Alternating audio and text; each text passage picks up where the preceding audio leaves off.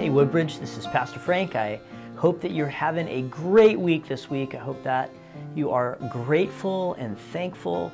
It's something that I've been trying to do every morning is to just be telling the Lord as I start my day, God, thank you for today. Thank you for the good things you're doing in the world. Thanks, the things you're doing in my life. Just trying to have an attitude of thankfulness and gratefulness. And I hope that you today, you this week, will tell the Lord how thankful and how grateful you are to Him. No matter what's going on in the world or what's going on in your life, we have so many things to be thankful for. So last Sunday, we've been doing this series called Healthy Relationships in Hurting Times. And we've been having the youth in our main worship service as we've been calling it Youth Month. And it's been so great to have them there and just to tell them how much we love them and how precious they are in our sight and how we see them and we care about them. The world they're being raised in is so different than ours, and their challenges are so off the charts compared to what we went through. And so we've been gathering them in the worship service, and we've been talking about relationships. So last Sunday,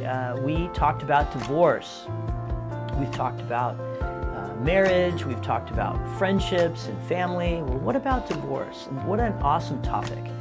You know, Jesus one time was asked about divorce, and he told them, hey man, God never intended divorce to happen, right? God permitted divorce with Moses in Deuteronomy, and yet God says He hates divorce in Malachi chapter 2, verse 16. It's funny how God permits divorce, God still hates it in the effects of divorce. In Jeremiah chapter 3, we read that God is divorced. If you read Jeremiah chapter 3, verses 6 through 9, you'll hear God saying, I married Israel, my covenant people, and they broke relationship with me, and they began sleeping with other gods, and God gave them a certificate of divorce. God divorced His people. God's divorced. If God is divorced, does that mean that God sinned? The answer is no, right?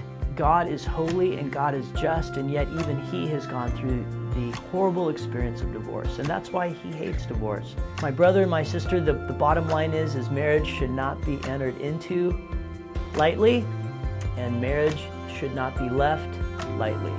It's a covenant before God. It's vows of commitment to God, and when we break vows, God, it's a big deal, and yet in the Bible we read there are instances where God allows divorce. It's a reality in our world, and I hope that you were blessed this last week. This week we'll be continuing our series in Healthy Relationships in Hurting Times.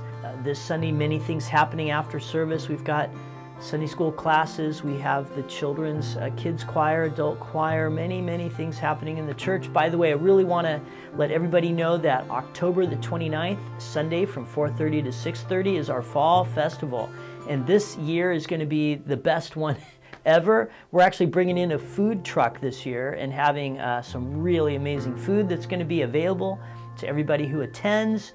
All the trunk or treats will be there. The kids will all be in costumes. We encourage everybody to wear costumes and invite your friends. It's going to be a really fun event. We're accepting candy donations. If you find yourself out at the market buying stuff, man, get candy and drop it off here. We need lots of candy to give to the kids.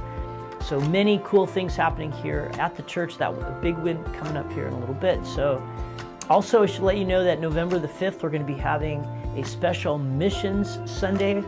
Many of our missionaries are flying in from around the world to come be a part of this. It's going to be a really special Sunday on November the 5th. Sunday school, Mike Cranford's starting this class on C.S. Lewis and Mere Christianity. Boy, you really want to jump in and be a part of that. So good things happening. God bless you, Woodbridge. Look forward to seeing you on Sunday. Take care. Bye-bye.